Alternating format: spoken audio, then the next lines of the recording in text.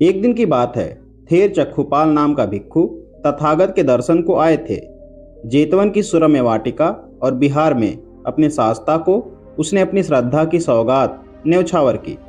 जेतवन बिहार में रहते हुए भी भिक्षु अपनी साधना का भरपूर आनंद लेते थे। साधना उनके जीवन का अंग और ध्येय बन चुकी थी। सूर्य अस्तांचल की ओर जा चुका था। थेर चक्षुपाल साधना मग्न हो चुके थे। साधनारत भिक्षु का विपश्यना विहार अनुपम है। यह विपश्यना अपने हृदय को आलोकित कर देती है। दोस्तों, यह विपश्यना मनुष्य के अंधकार और आवरण में गुम हुए उस बुद्ध प्रकृति के बीज को तलाशने और तलाश कर तराशने की एक अति उत्तम पवित्र विधि है। सारा जगत उसमें समा जाता है और आकिंचन मन भी उसमें तिरोहित हो जाता है। एकाकार होने की अनुभूति स्व से निकलकर अनात्म तक पहुंचाने वाली इस प्रेरणादायी प्रवृत्ति में चक्षुपाल डूब चुके थे। कुछ कीट पतंग वहां अपनी जीवन लीला न्यौछावर कर गए। दोस्तों, विपश्यना की अनुभूति में अंधकार के आवरण की परतें खुल जाती हैं, परंतु इस प्रवाहमान संसार में जब सब वस्तुएं एक सी ही हैं, तो अपने प्रेय और श्रेय के लिए दूसरे का अहित करना तो ध्येय नहीं हो सकता। जाने या अनजाने में भी अगर किसी प्राणी के दिल को दुखाया या सताया गया है, तो वह उचित कैसे ठहराया जा सकता है। एक तरफ जहां अनात्म स्वरूप विश्व की बात करते हैं, वहीं अपने को दूसरों से विलग करके देखते हो, यह तो कोई बात नहीं है जिसे धम्म के शास्ता ने दर्शाया हो। दोस्तों, सुबह हो चुकी थी। पक्षी अपने जीवन चक्र में व्यस्त हो चुके थे। भिक्षु अपना विपश्यना ध्यान लगा चुके थे।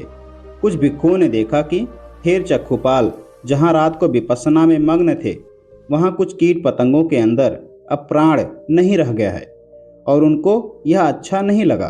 भगवान ने कहा है, फिर यह तो कीट पतंगों के अनायास मरने का प्रकरण है। निश्चय ही थेर ने असावधानी बरती है, या उसने जानबूझकर अपने आसन को उपयुक्त बनाने के लिए यह कृत्य किया होगा। और यह कृत्य उनके आश्रम में हुआ है, उस विहार में जहाँ स्वयं भगवान तथागत बुद्ध विराजमान हैं। अगर कहीं और हुआ होता तो वे भिक्षुओं की सभा बुलाते और भगवान बुद्ध के शासन के अनुरूप उसका निरूपण और निराकरण करते। अब तो उनके पास एक ही आलंबन शेष रह गया था, और वह था तथागत भगवान बुद्ध को इससे अवगत कराया जाए और आगंतुक भिक्षु को शास्ति से त्रस्त किया जाए, ताकि वह धर्म पर आरूढ़ रह सके और धम्म के मर्म को जान सके। ऐसा सोचते समझते वे तथागत के सामने गए, अभिवादन किया और एक ओर बैठ गए। उन्होंने विस्तार से तथागत के सामने इस प्रकरण को पूरी निष्ठा से रखा और वे अपने शास्ता से धम्म के मर्म की भेदकारक रश्मि को उद्घाटित होते सुनना चाह रहे थे। शास्ता शांत थे, स्थिर थे। उन्होंने प्रश्न किया, हे भिक्षुओं, क्या आपने उस भिक्षु को कीट पतंगों को मारते हुए देखा है? जैसे आपने उसको कीट पतंगों को मारते हुए नहीं देखा है, वैसे ही उस भिक्षु ने उन कीट पतंगों को जीता हुआ नहीं देखा है। इन सबसे बढ़कर यह है कि वह भिक्षु अरहत पद प्राप्त है और उसका इन कीट पतंगों का मारने का कोई अभिप्राय नहीं है। उसमें मारने का तनिक भाव तक नहीं है। उसका मन साफ है, वह आकिंचन है, प्रदीप्त है, निर्दोष है। उसके मन के द्वार खुले हैं, उज्ज्वल हैं। उसके प्रज्ञा चक्षु से प्रस्फुटित रश्मि सबके प्रति करुणा की ठंडी बयार है। अरहत तो वही होता है जिसके भवचक्र का बंधन छूट गया है, जिसके प्रज्ञा चक्षु खुल चुके हैं, जो मार्ग के अंतिम सोपान पर आरूढ़ हो गया है। भिक्षु इसे अंगीकार करते हुए अपने मन में छपी शंका का निवारण चाहते हुए बोले, पूज्यवर थेर चक्षुपाल अरहत की पदवी को प्राप्त कर गए, तो फिर अंधे क्यों हैं? प्रश्न कौतूहल भरा था, जबकि उसके पीछे छुपे अनंत गर्भ की गहरी खाइयां थीं। हर कोई यह सब नहीं जान सकता है, बस पहुँचे हुए पारगामी ही इसका निवेड़ा यानी समाधान कर सकते हैं। एक सामान्य सा प्रश्न है, परंतु हम सबको घेरे रखता है। क्यों किसी हट्टे कट्टे माँ बाप के विकल संतान हो जाती हैं और शिशु जन्मते ही क्या ऐसे कर्म कर देता है कि उसके शरीर में खोट पैदा हो जाता है? या खोट के साथ पैदा होता है, या फिर अपने जीवन में ऐसे दुख भोगता है जिनके कारक कारणों को उसने कभी उत्पन्न ही नहीं किया था। यही तो भवचक्र है। भगवान ने जिसे बार बार दोहराया है कि कर्म के बीज को भून डालो। जब तक कर्म का बीज रहेगा तो वह उपयुक्त आसार मिलने पर, अवसर पाने पर, परिस्थितियों के उत्पन्न होने पर उपजेगा। वह फलेगा, अपनी लता दुरुम को बढ़ाएगा और बार बार आने जाने का चक्कर लगा रहेगा। बौद्ध साहित्य में आता है कि चक्षुपाल अपने पिछले जन्म में भैषज था। ध्यान रखें दोस्तों, यहाँ पर पिछले जन्म का संबंध है धम्म ग्रहण करने से पूर्व के जन्म का है, और भैषज का अर्थ होता है रोगों का विनाश करना। दोस्तों, चक्षुपाल एक अच्छा शल्यशास्त्री था। कईयों के रोगों का उसने निदान किया था। परम आरोग्य प्राप्त इन रोगियों की असीम आशीष उसके पूर्व जन्म की फलवती थी, परंतु उसके कई अनर्थ भी हुए। एक बार उसने एक औरत को जानबूझकर अंधा बना दिया था। यही था उसका फल कि उसके बाद कितने ही जन्मों में वह अंधा होता रहा। कथा बड़ी विचित्र है।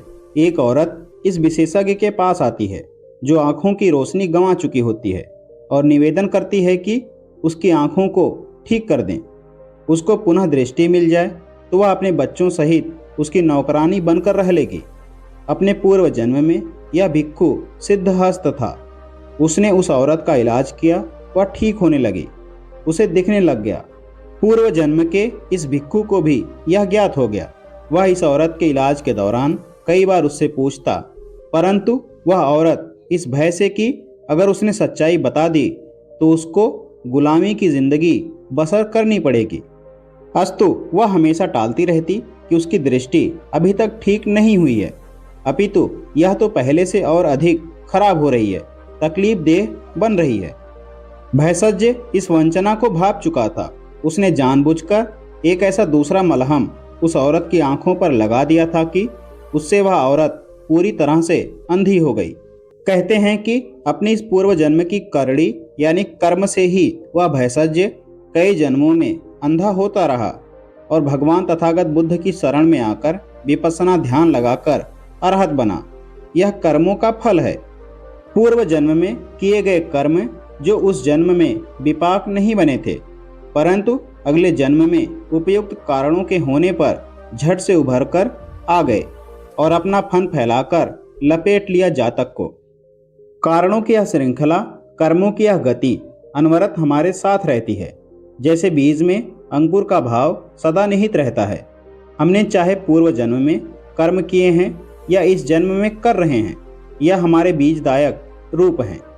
महाकारुणिक भगवान बुद्ध ने इसे जगह जगह पर समझाया, संदर्भ के साथ, हेतु के साथ, आलंबन सहित और आलंबन रहित, उपमा और उपमेय से। विभिन्न अवसरों और विभिन्न लोगों के बीच उन्होंने इसे बोधगम्य बनाने का भरपूर प्रयास किया, ताकि जन्म श्रृंखला में भटकता यह प्राणी सच्चे सुख की प्राप्ति कर सके। कर्म मात्र एक क्रिया नहीं है। बुद्ध धम्म में कर्म और आचार पर ही तो सबसे ज्यादा ध्यान दिया गया है। बुद्ध धम्म में मानसिक कर्म या चैतसिक कर्म ही प्रधान माना गया है। इसी बात को ध्यान रखते हुए धम्म पद की यह पहली गाथा कही गई है। मनोपबंगमा धम्मा मनोसेट्टा मनोमया मनसा चे पदुत्थेन भासति वा करोति वा ततोनं दुखम नवेद चक्कं व वहतो पदं। जिसका अर्थ है मन सभी प्रवृत्तियों का अगुआ है, मन उनका प्रधान है, वे मन से ही उत्पन्न होती हैं। यदि कोई दूषित मन से वचन बोलता है या पाप कर्म करता है तो दुख उसका अनुसरण उसी प्रकार करता है जिस प्रकार की चक्का यानी पहिया गाड़ी खींचने वाले बैलों के पैरों का। दोस्तों, कैसी लगी आपको यह चक्षुपाल की कथा, और इस कथा के माध्यम से आपने क्या सीखा? कमेंट बॉक्स में अपनी राय में जरूर दें।